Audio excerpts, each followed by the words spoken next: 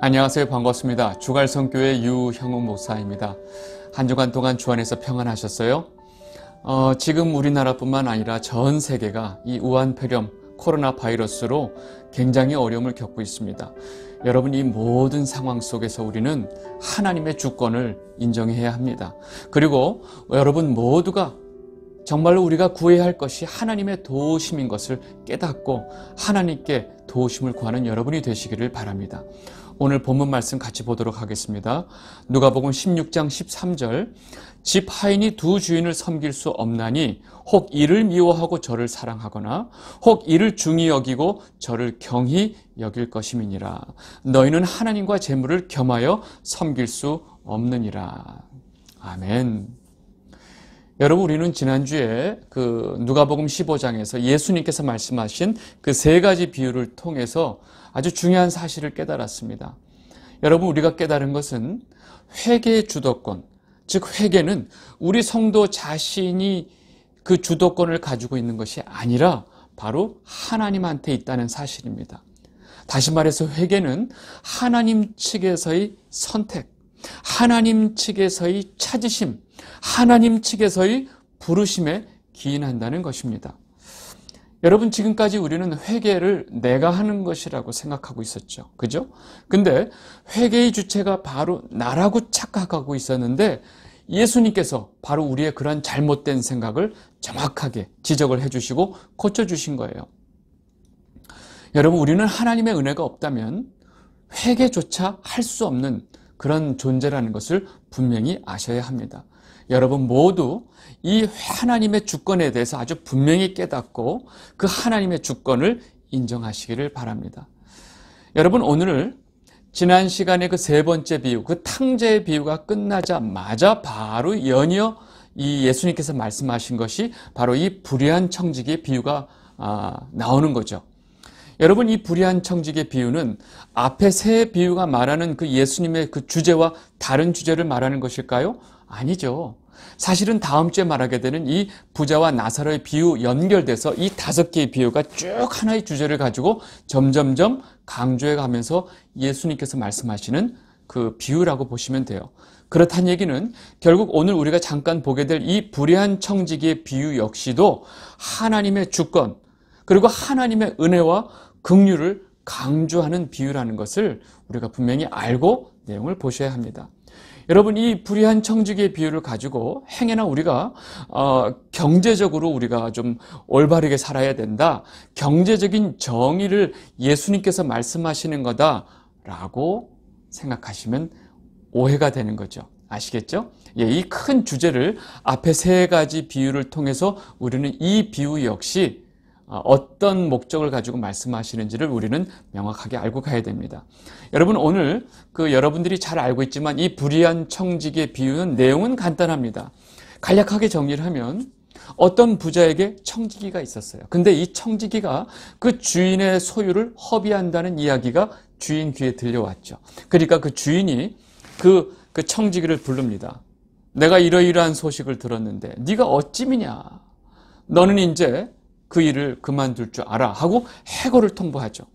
갑자기 해고를 통보받은 그 청지기가 여러 가지 상황을 돌아보니까 남한테 빌어먹자니 부끄럽고 뭔가 일을 하자니 자기가 기운이 없고 하니까 이 해고되기 전에 주인에게 빚진 자들을 다 불러 모아서 그 빚의 이자를 다 탕감을 해줘요.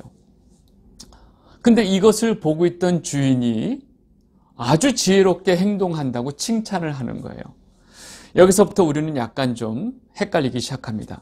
그리고 예수님께서 뒤에서 뭐라고 말씀하시냐면 이 세대의 아들들이 빛의 아들들보다 더 지혜롭게 행동한다라고 말씀하시고 이어서 덧붙여서 예수님은 불의의 제물로 친구를 사귀라고 말씀하시는 거죠.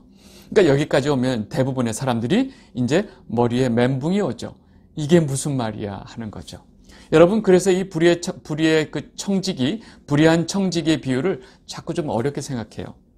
여러분, 우리는 이 청지기의 비유라고 하는 것이 어떤 사실을 말하는 것이 아니라 예수님께서 말씀하시고자 하는 그 주제를 가지고 하나의 상징적으로 표현하는 것이다 라고 이해하면 그렇게 어렵지 않습니다. 간략하게 설명을 해보면, 잘 보세요. 여러분, 이 고발당한 청지기가 행할 수 있었던 것, 자기가 할 수 있었던 것은 사실은 여전히 주인의 주인의 그 소유를 허비하는 악을 행하는 거예요. 그리고 자신의 살 길을 찾는 겁니다. 여러분, 주인 입장에서 볼 때는 이 청지기가 그대로 변치 않고 악을 행하고 있어요. 여러분, 우리의 상식으로 볼 때, 아니, 주인한테 그렇게 고발당하고 지금 해고 직전에 있는 이 청지기가 여전히 또 악을 행하고 있는 것을 우리가 보고 있는 거예요. 누가복음 16장 5절에서 7절 말씀 보겠습니다. 주인에게 빚진 자를 일일이 불러다가 먼저 온 자에게 이르되 내가 내 주인에게 얼마나 빚졌느냐 말하되 기름 100마리이다. 이르되 여기 내 증서를 가지고 빨리 앉아 50이라 쓰라 하고 또 다른 얘기 이르되 너는 얼마나 빚졌느냐 이르되 밀 100석이니다. 이르되 여기 내 증서를 가지고 80이라 쓰라 하였는지라. 여러분, 당시 유대 사회에서는요, 이자를 사실은 못 받게 돼 있어요. 금지돼 있어요. 그런데 현실은 그렇지가 않았어요. 현실은 오히려 엄청난 고금리로 이자를 받았어요. 예를 들어서 올리브유 같은 경우는요, 당시에 100% 이자를 받았어요. 그래서 빌리는 사람이 내가 50말의 기름을 빌리면요, 거기 증서에다가 100말이라고 증서를 쓰는 거예요. 그리고 내가 지금 그 밀은 20%의 이자를 붙였기 때문에 내가 80말의 그 밀을 빌리면 그 증서에다가 100말이라고 쓰는 거죠. 이해되시죠? 그러니까 지금 청지기가 하는 건 뭐냐면 그 원래 원금은 놔두고 이 이자를 지금 그 빚진 자들을 다 깎아주고 있는 거죠. 지금 이렇게 본돈을 놔두고 이자를 다 깎아주고 있는데 이것을 본 주인이 그 청지기를 보고 네가 지혜 있게 일을 했구나 하고 칭찬하는 거예요. 누가복음 16장 8절 주인이 이 옳지 않은 청지기가 이를 지혜 있게 하였으므로 칭찬하였으니 이 세대의 아들들이 자기 시대에 있어서는 빛의 아들들보다 더 지혜로움이니라. 여러분, 이 주인이 이 청지기를 지혜롭다고 칭찬한 것을 우리가 영적으로 이 복음에 관련된 이야기를 가지고 우리가 이해를 해야 됩니다. 여러분, 이 처음에 비유가 시작하는 15장 맨 앞에 보면요, 이 모든 세리들과 죄인들, 즉 창기들이 율법을 상징하는 이 바리새인과 서기관들에게 고발을 당하는 장면이 나와요. 저들이 죄인이다라고 고발을 하죠. 그런데 우리가 지난주에 봤던 그 새 비유를 말씀하시고 지금 이 비유를 말씀하시잖아요. 지금 오늘 보고 있는 이 불의한 청지기의 비유 첫머리에 이 청지기가 처음에 그 뭔가 주인의 그 소유를 허비한다는 고발부터 당하는 내용이 나오죠. 근데 이 고발당한 청지기가 아닙니다, 저는 그런 적이 없습니다 하고 주인에게 자신의 죄를 부인하거나 전혀 그러지 않아요. 조용히 그 죄를 인정하고 오히려 자신이 죄를 짓고 있다고 하는 그 모습을 더 적나라하게 보여주는 거죠. 여러분, 세리와 창기들, 세리와 죄인들이 모든 사람들, 저 율법학자들, 율법을 중요하게 여기는 그 바리새인과 서기관들에 의해서 죄인으로서 고발이 됐을 때 이들은 자신들의 죄를 부인하거나 아닙니다, 우리는 그렇게 죄를 짓지 않았습니다 하지 않아요. 그대로 자신들의 죄인임을 주님 앞에 그대로 다 드러냅니다. 자신들의 옳지 않음, 자신들의 죄인됨을 그대로 확실하게 인정하고 드러냄으로써 주님께서 오히려 이들을 칭찬하고 이들을 영접하고 이들을 받아들이게 됩니다. 그리고 이들이 구원을 얻게 되는 거죠. 여러분, 자신의 죄를 숨기지 않고 자신의 옳지 않음을 인정하고 자신의 불의함을 드러내는 것. 여러분, 그리고 이 죄인들은 오로지 하나님의 은혜만 붙들게 되는 것입니다.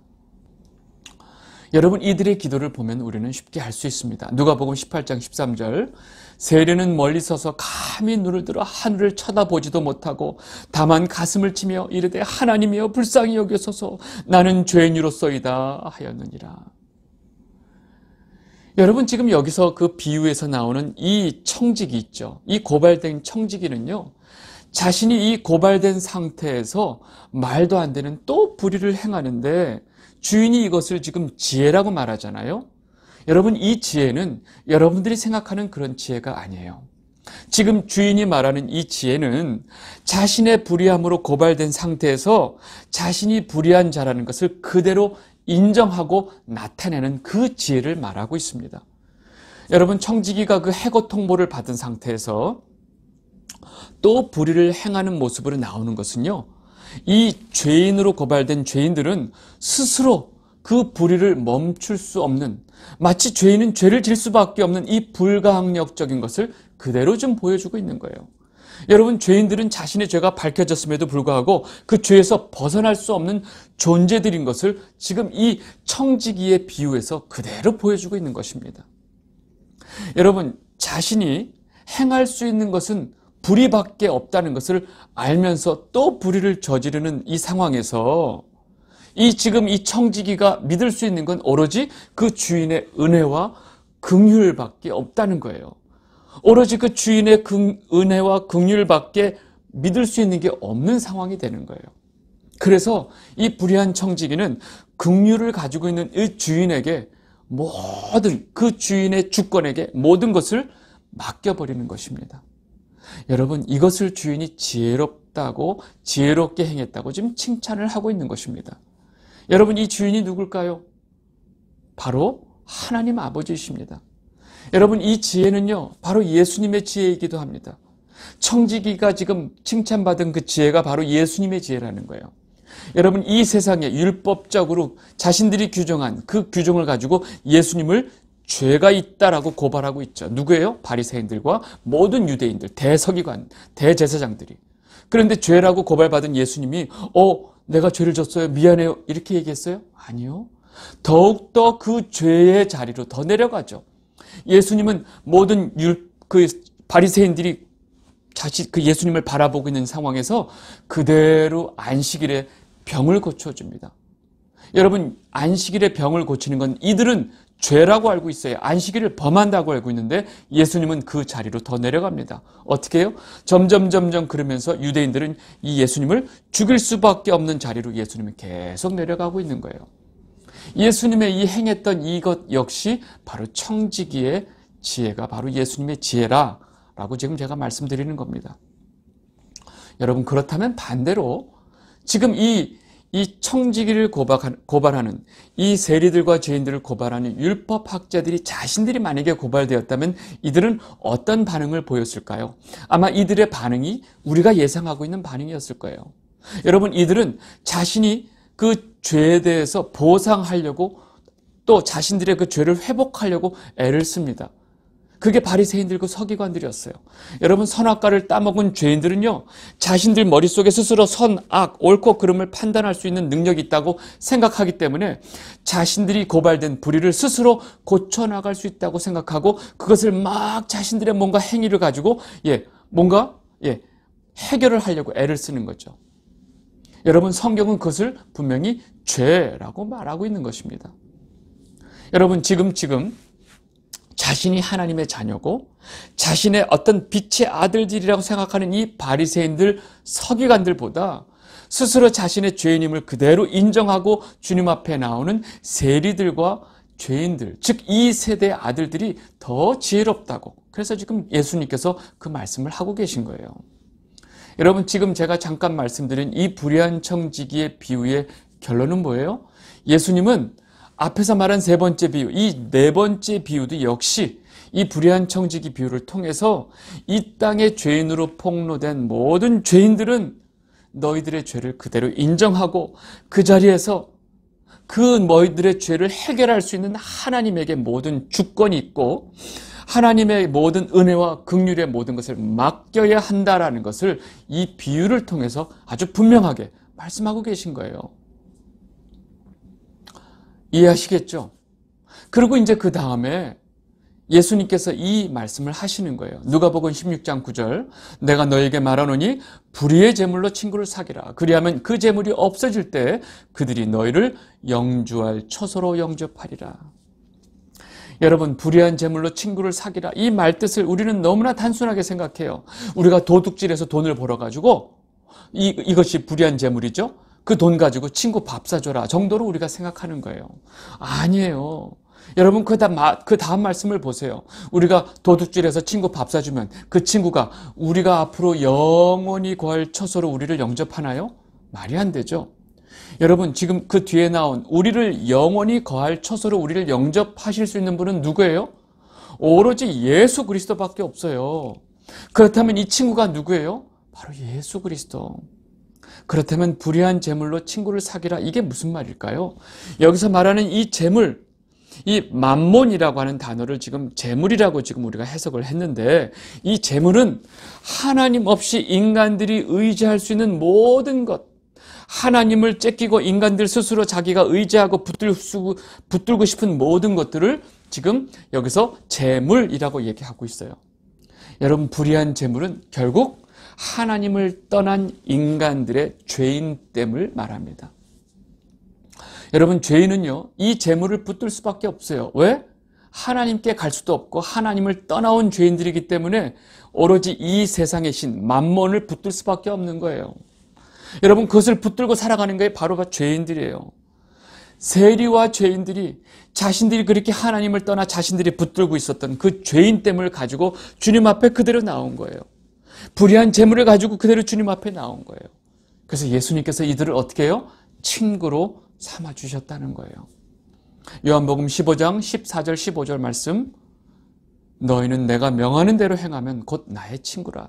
이제부터는 너희를 종이라 하지 아니하리니 종은 주인이 하는 것을 알지 못함이라. 너희를 친구라 하였노니 내가 내 아버지께 들은 것을 다 너에게 알게 하였음이라. 여러분, 지금 예수님은 우리들에게 너희는 나의 친구다라고 지금 말씀하고 계세요. 여러분, 지금 예수님께서 너희들은 죄인이지 않냐? 너희들 죄인은 너희들의 그 죄를 그대로 인정하고 내가 죄인인 것을 인정하고 그 죄인의 모습으로 나에게 그대로 나아오거라. 그러면 내가 너희를 친구로 삼고 너희들은 나로 인해서 앞으로 영생을 얻게 될 거야. 내가 너희들이 영원히 거할 처소로 내가 너희들을 영접할 거야 라고 지금 말씀하신 거예요. 이해하셨죠? 그래서 예수님은요, 아주 분명하게 죄인의 속성에 대해서 아주 오늘 본문의 말씀처럼 말씀하고 계신 거예요.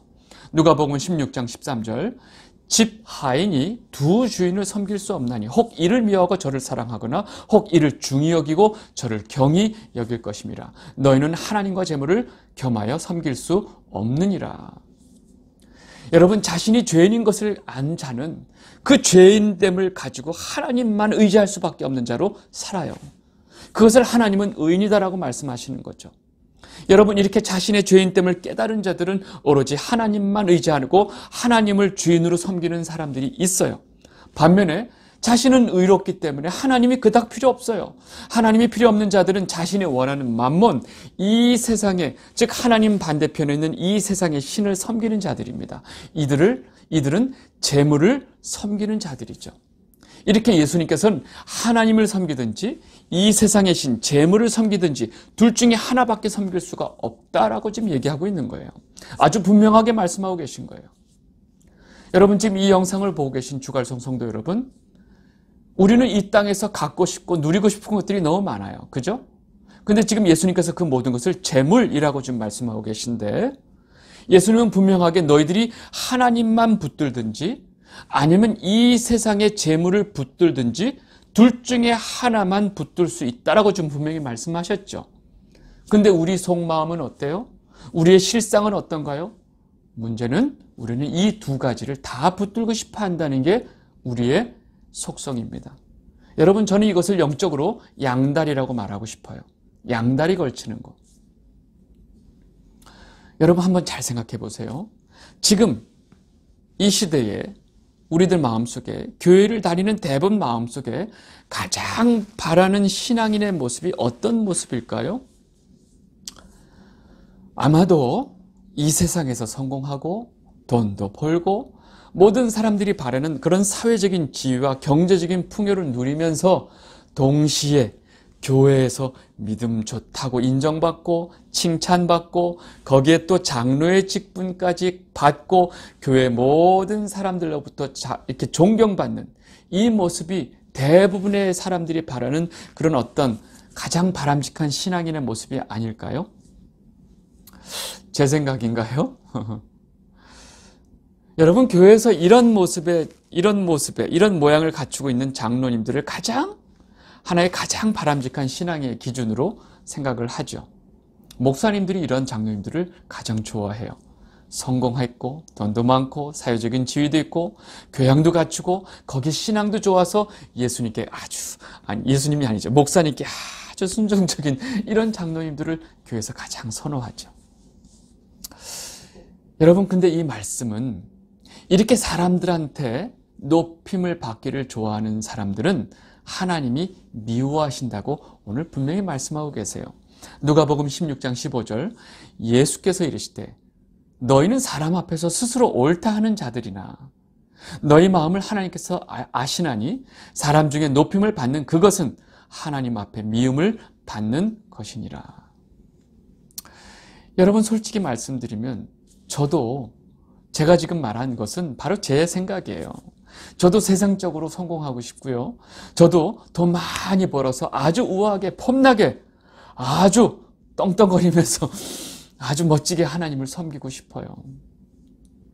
근데 오늘 여러분들은 어떻게 생각할지 모르지만 아마 저와 동의하실 거예요. 저와 여러분에게 예수님께서 아주 직설적으로 말씀하고 계신 거예요. 너희가 그 두 가지를 섬길 수 없다. 너희가 그 두 가지를 붙들려 가는 그 순간에 너희들은 나를 섬기는 것이 아니고 이 세상의 재물을 섬기는 것이다 라고 좀 말씀하고 계신 거예요. 우리는 속으로 아닙니다. 우리는 하나님을 섬기고 있어요 말을 하고 있지만 사실은 주님은 너희들은 재물을 섬기고 있다라고 말씀하고 계신 거예요. 여러분, 성경을 조금만 보면 이미 우리 앞서 하나님의 백성이었던 이스라엘 백성들을 보면 이것이 역력히 드러납니다. 그들은 역사 내내 여호와의 성전에서 제사를 한 번도 멈춘 적이 없어요. 놀랍게도 하나님은 그 제사를 경멸하고 가증히 여긴다고 말씀하고 계신 거예요. 이사야 1장 13절, 헛된 제물을 다시 가져오지 말라. 분향은 내가 가증히 여기는 바요 월삭과 안식일과 대회로 모이는 것도 그러하니 성회와 아울러 악을 행하는 것을 내가 견디지 못하겠노라. 여러분, 지금 하나님께서 뭐라고 말씀하세요? 성회, 너희들의 그 제물, 가증히 여기는 분향, 이 모든 예배, 제사와 관련된 것들은 내가 더 이상 못 견디겠다. 왜? 너희들이 하나님 전에서 드리는 모든 제사와 아울러 너희들이 악을 행하기 때문에. 악이 뭐예요? 하나님을 떠나서 이 세상 신을 섬기는 것, 이 세상이 추구하는 걸 쫓아가는 것, 이것을 다 악이라고 말씀하시는 거예요. 내가 그런 너희들의 제사를 견디지 못하겠다라고 말씀하고 계신 거예요. 여러분, 지금 우리는 어떤가요? 우리를 봐야 돼요. 우리는 그동안 하나님을 믿고 하나님을 섬기면서 매주마다 화려한 예배당에서 아주 화려한 음악을 가지고 예배를 드리고 있죠. 동시에 우리는 이 땅에서 이 세상 사람들이, 모든 사람들이 원하는 그 만몬, 이 세상의 신을 우리가 얼마나 흠모하고 얼마나 그것을 바라고 원하고 그것을 위해서 사는지 몰라요. 여러분, 지금 우리는 하나님을 섬기고 있는 것일까요? 아니면 이 세상 신 만몬을 섬기고 있는 것일까요? 혹시 우리가 이 두 가지를 다 끼고 있다면 우리가 드리는 예배는 역시 하나님께서 견디기 힘든 예배를 우리가 그동안 드렸던 것이 아닐까요? 우리는 잘 생각해 봐야 됩니다. 주갈성 성도 여러분, 지금 우리가 처한 이 작금의 우리의 영적 현실을 우리는 분명히 봐야 합니다. 우리는 죄인입니다. 우리는 불의한 청지기처럼 우리의 죄인의 모습을 그대로 하나님 앞에 내어놓고 오로지 하나님의 은혜와 긍휼만 붙들어야 하는 상황입니다. 왜요? 우리가 붙들 수 있는 것은 하나님의 은혜와 긍휼밖에 없기 때문에 그렇습니다. 여러분, 지금 우리나라가 처한 이 정치 경제적 상황은요, 여러분 다 알다시피 보통 심각한 상태가 아닙니다. 더 심각한 것은 지금 이 순간에 어떠한 해결 방법도 없다는 것입니다. 어떤 희망도 없습니다. 우리는 이제 인정해야 돼요. 이 모든 것이 우리 교회에 우리의 죄로 인한 것임을 우리는 분명히 고백해야 됩니다. 그리고 우리가 붙들 수 있는 것은 오로지 하나님의 주권과 하나님의 은혜밖에 없다는 것을 우리는 알아야 합니다. 저와 여러분 모두가 이 나라의 미래와 운명을 다 하나님께 맡기고 지금 벼랑 끝에 있는 우리나라를 구원해 주실 분도 오로지 하나님 한 분밖에 없다는 사실을 우리는 인정해야 합니다.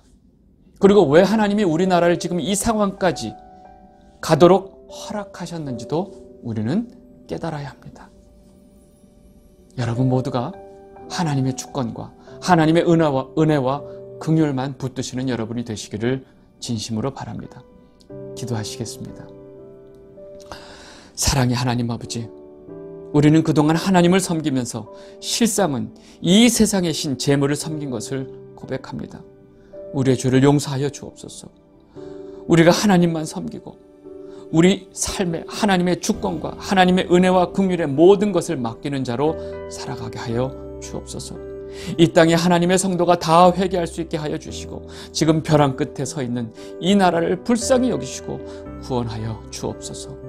이 모든 말씀 예수 그리스도의 이름으로 감사하며 기도드리옵나이다. 아멘.